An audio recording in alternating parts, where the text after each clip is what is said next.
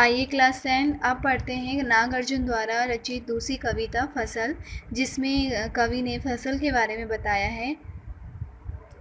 एक की नहीं दो की नहीं ढेर सारी नदियों के पानी का जादू, एक की नहीं दो की नहीं लाख लाख कोटि हाथों के स्पर्श की गरिमा, एक की नहीं दो की नहीं हजार हजार खेतों की मिट्टी का गुणधर्म।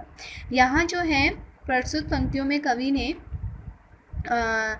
अनेक फसलों को उगाने में नदियों का हाथ होता है और मज़दूरों का हाथ होता है और उसमें मिट्टी का हाथ होता है। फसल जो होती है वो अपने आप नहीं उत्पन्न हो जाती है। ठीक है, तो इन पंक्तियों में कवि ने जो है वो फसल के बारे में बताया है। तो कवि कहते हैं कि एक के नहीं दो के नहीं ढेर सारी नदियों के पानी का जादू है।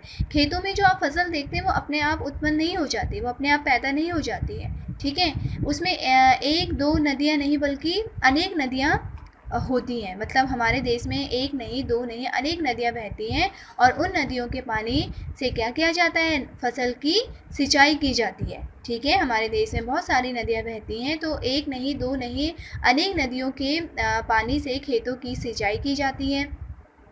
एक के नहीं दो के नहीं लाख लाख कोटि के हाथों के स्पर्श की गरिमा। लेखक आगे कह रहे हैं कि एक के नहीं दो के नहीं बल्कि लाख लाख करोड़ करोड़ लोग कठिन मेहनत करते हैं। असंख्य किसानों व मजदूरों के कठिन परिश्रम का परिणाम स्वरूप ही फसल क्या होती है, उगती है। बल्कि एक नहीं दो नहीं करोड़ों लाखों लाखों लोगों की क्या होती है, कड़ी मेहनत होती है और तब जाके कहीं जाके फसल तैयार होती है।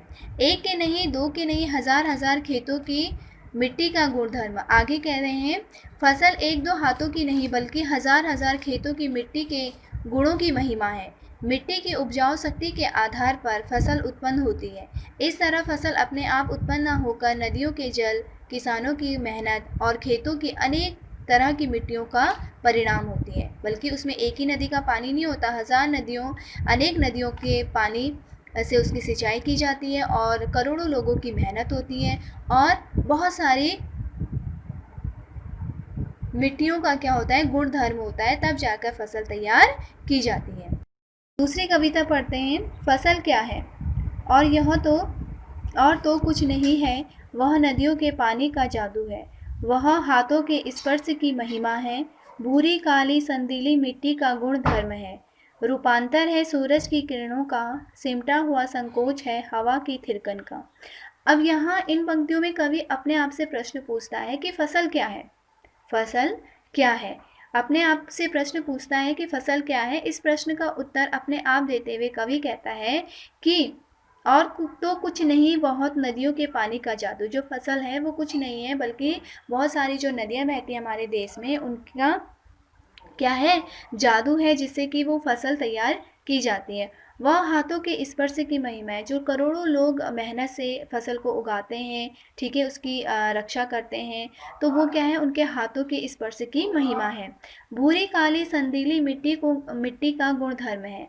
वो ये कहते हैं कि अनेक प्रकार की भूरी व काली और काले रंग की चंदन जैसी मिट्टियों की उपजाऊ का प्रभाव है। सूर्य के प्रकाश एवं हवा के चलने का भी फसलों के उत्पादन पर प्रभाव पड़ता है। रूपांतर है सूरज की किरणों का, सिमटा हुआ संकोच है हवा की थिरकन का। जो सूरज की किरणें होती हैं और जो ठंडी ठंडी हवा चलती है, उन सब का प्रभाव भी किस पे पड़ता है, फसल पर पड़ता है और उसके बाद उसके परिणाम स्वरूप फसल तैयार की जाती है। तो इतनी सारी चीज़ों का मिश्रण होता है। हम तो कहते हैं फसल तैयार हो जाती है, ऐसी फसल तैयार हो जाती है, लेकिन ऐसे ही फसल तैयार नहीं होती है।